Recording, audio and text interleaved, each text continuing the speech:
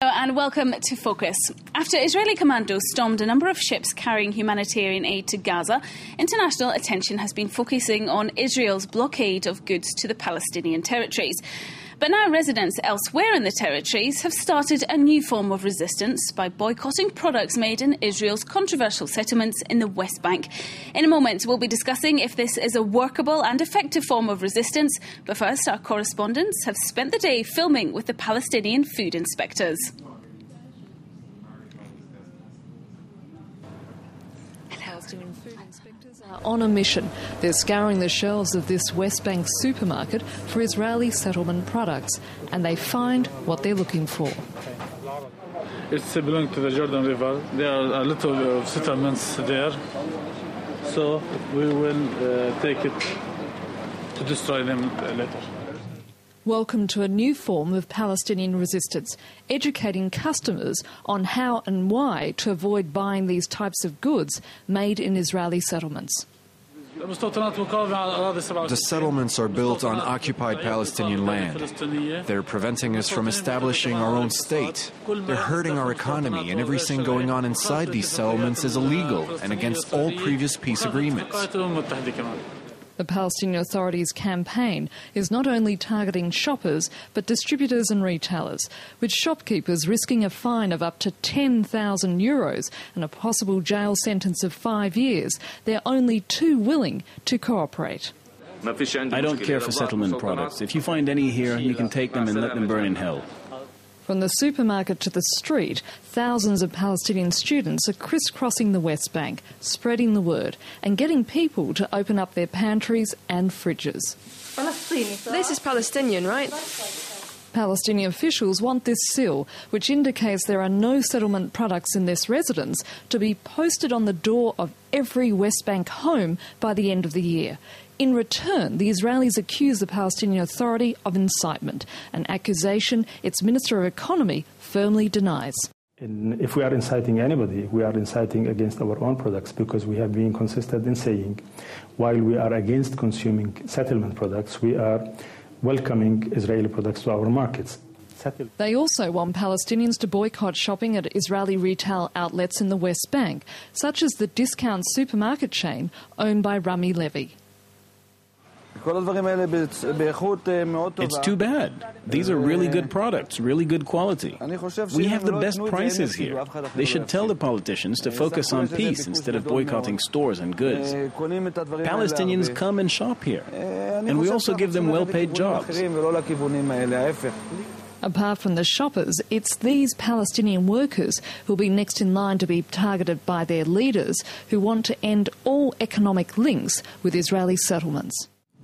Well, let's just cross briefly to our correspondent Annette Young in Jerusalem. Annette, what's been the Israeli response to this campaign? Well, it certainly angered the Israelis, and it's touching a raw nerve. Prime Minister Benjamin Netanyahu says the move undermines any attempt to make peace between the two sides. And in the last few weeks, a group of right-wing politicians are now proposing a bill that would outlaw boycotts against the Jewish state, both homegrown and international. Now, if approved, it could theoretically force the Palestinian Authority to pay thousands of euros in compensation to Jewish businesses affected by the boycott. Now, this would be a scenario that would spark furious reaction from the Palestinians. But what worries the Israeli establishment even more is whether this Palestinian boycott against settlement products could broaden into an overall boycott against all Israeli products, not just among the Palestinians, but more worryingly for them to snowball into a global campaign.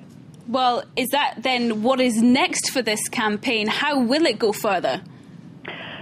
It's clearly part of an overall strategy by the Palestinians, and in particular Prime Minister Salam Fayyad, to use methods of non-violent resistance against the Israeli occupation. And it is as much about increasing awareness about the issue among the Palestinians as it is among the international community. Now, of course, the target is to sever any economic ties between the Palestinians and settlements. The next step by the Palestinian Authority is to ban Palestinians from working in Israeli settlements by the end of the year. This is sort of not a popular move. It's only been slightly helped by the promise of a €40 million dignity fund designed to help workers make the transition. But you have to remember that these settlements are the thorn of much contention among the Palestinians. It really has been a thorn in the side of the peace process, and as far as the Palestinians are concerned, they want to end all economic links.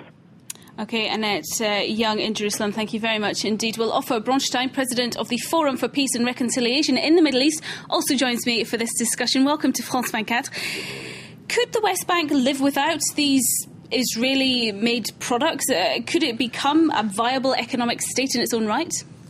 We have to clarify a few issues here. You have the Israeli and the Palestinian economical tide, and as it was very well said by the Ministry of Economy of the Palestinian Authority, they don't plan on cutting his economical tie with Israel. The two economics are intertied, are interdependence between the Israeli economy and the Palestinian economy, and it's not in the interest neither of Israel and certainly not of the Palestinian to cut these ties. So the economical exchange between Israel and the Palestinian have to continue, have to increase for the well-being of the Palestinian economy, for the well-being of the newborn Palestinian state. On a political level, I completely understand the Palestinian Authority. They want to finger point the settlements, saying these settlements, some of the settlements, will have to be dismantled, will have to disappear in a final status agreement between us and Israel. When we will build our country, we don't want these settlements to be in it. And I understand it on a political standing. It doesn't have an economical impact, really. And if it has, it will be a complicated one for the Palestinian more than for the Israeli. The settlements economy, it's a very small one. Most of the settlements depend on the state of Israel. They are not so productive. They don't produce so many products. And I don't want the Palestinian workers to be hurt by it. Palestine is already suffering from very high unemployment, mainly in Gaza, but in the West Bank as well. To have thousands of unemployed Palestinians won't be good for the future Palestinian state. It's not good for the Palestinian economy. On a political level, they have absolutely the right to do it. It's non-violent, it's declarative, it's finger-pointing the settlements that have to go out of the Palestinian state, and they're right. But you have to be clear, it should not be a boycott of Israeli product, because Israel and Palestine need to work together, need to increase their economical tie. Looking at this project, though, in a bit more detail, shouldn't the decision whether or not to boycott Israeli-made products be left to the individual person rather than having it enforced by the Palestinian Authority? I don't believe that it can be enforced. Nothing should be enforced. Everybody should be free to consume any product they want. I understand, again, the political stand that the Palestinian Authority is taking, finger-pointing the settlements that should be dismantled on a final status agreement. It's political. It's not so much economical. Israel is not going to be hurt by it. Some Palestinian worker may be hurt by it. But we have to make a difference. It's not a boycott. We're not calling for a boycott of Israeli product. We're calling for a boycott of some settlements product. Hoping the name of the game will be which kind of Palestinian state is going to be born in 1 year, 2 years from now maximum, I hope so, and which borders they will have, which settlements will be dismantled, and which settlements will be part of the agreement and will be signed between Israel and the Palestinian. So do you think this is the start of something new?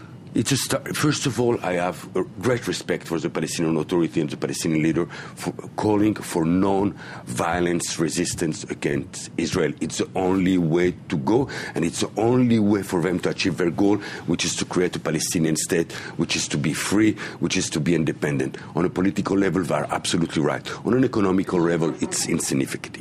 Okay, Ofer Bronchtein, thank you very much indeed for joining us for this edition of Focus. That's all we have time for. Thanks for watching. Bye-bye.